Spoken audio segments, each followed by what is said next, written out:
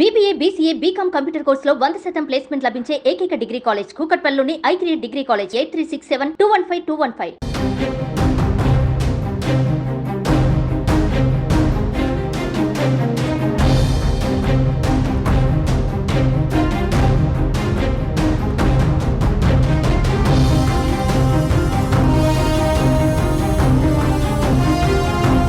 Hi hello నమస్తే welcome to Suman TV Karimnagar. నేను లావణ్యారెడ్డి.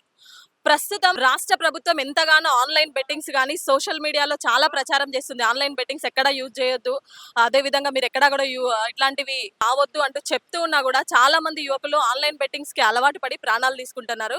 రీసెంట్గా ఈ మధ్య కాలంలో చూసుకుంటే ఉమ్మడి కరీంనగర్ జిల్లాలో దాదాపు 15 మంది ఆన్లైన్ బెట్టింగ్స్ వల్ల యువకులు ప్రాణాలు పోగొట్టుకున్నారు.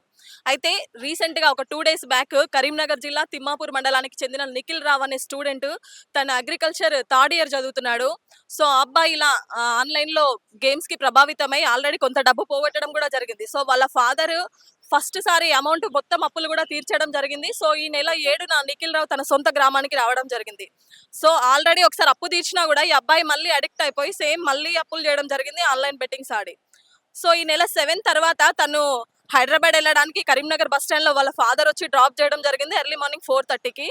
బట్ తీవ్ర మనస్తాపానికి గురైన నిఖిల్ రావు ఏం చేశాడంటే వెంటనే హైదరాబాద్ బస్ స్టాండ్ నుంచి మళ్ళీ వాళ్ళ తిమ్మాపూర్ వెళ్ళడానికి వెళ్తూ దారి మధ్యలో ఉన్న ఒక వ్యవసాయ బావిలో దూకి ఆత్మహత్య చేసుకోవడం జరిగింది.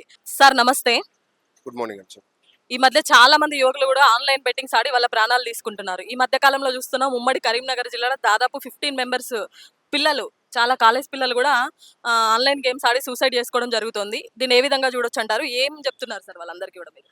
ఇప్పుడు ఎంత చదువుకున్న వాళ్ళైనా కూడా మంచి మంచి చదువుకున్న వాళ్ళే ఆన్లైన్ గేమ్స్ పోతా ఉన్నారు. ఎందుకంటే ఆన్లైన్ గేమ్స్ ఆడాలంటే మినిమం నాలెడ్జ్ ఉండాలి. ఆ నాలెడ్జ్ని వాళ్ళు కరెక్ట్ యూజ్ చేయడానికి బదులు ఈ ఆన్లైన్ గేమ్స్ కోసం వాడుతున్నారు. దానివల్ల వాళ్ళ ఫ్యామిలీస్ ఎంత కష్టపడి చదివించినా దేనికి వనికి రాకుండా అయిపోతున్నారు. ఈ ఆన్లైన్ గేమ్స్ని ఏదో ఒక రకంగా మన గవర్నమెంట్ బ్యాన్ చేసో ఇంకేదో రకంగా, ఎందుకంటే వానికి ఆడాలని లేకున్నా కూడా వాడు ఏదో రకంగా మోటివ్ అయిపోయి అవసరాలు అని అట్లాంటి పరిస్థితులకు తీసుకుపోతున్నాయి. ఇది అస్సలు మంచిది కాదు. మెయిన్గా యంగ్స్టర్స్ చనిపోతూ ఉన్నారు. ఎందుకంటే వాళ్ళని నమ్ముకొని చాలా మంది డిపెండబుల్స్ ఉంటారు. కష్టపడి చదివించినా కూడా జాబ్ రాకపోయో ఇంకేదో రకంగా లేకపోయేసరికి వాళ్ళు మెయిన్గా ఇట్లాంటి వాటికి అడిక్ట్ అవుతూ ఉన్నారు.